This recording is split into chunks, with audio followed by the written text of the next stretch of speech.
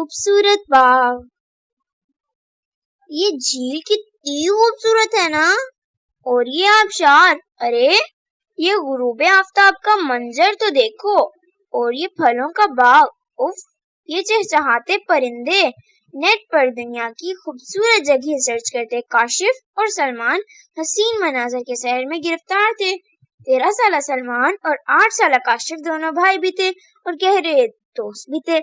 میں اس باغ کی سیر ضرور کرنا چاہوں گا, کاشف نے زور سے کہا.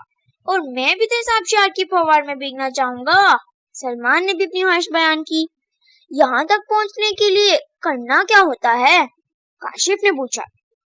ویزا, پاسپورٹ اور بھی بہت کچھ شاید.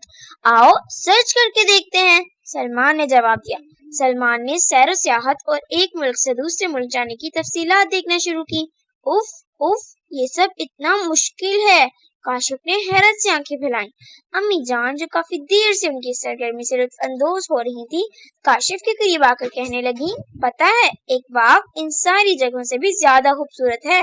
کاشف اور سلمان دونوں لیپ ٹاپ چھوڑ کر امی جان کے گرد ہو گئے.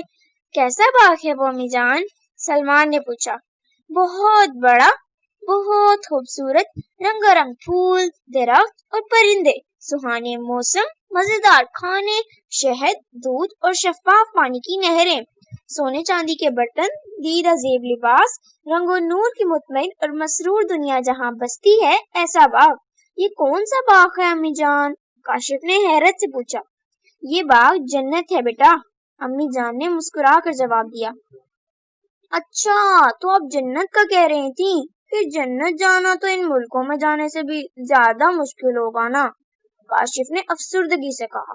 ارے نہیں پیارے کاشف, ہمارے پیارے رسول خاتم النبیین حضرت محمد صلی اللہ علیہ وآلہ وسلم نے ہمیں بتایا ہے, من قال لا الہ الا اللہ دخل الجنہ, جو لا الہ الا اللہ کہے گا جنت میں داخل ہوگا. سچ امی جان, کاشف نے خوش ہوتے ہوئے کہا.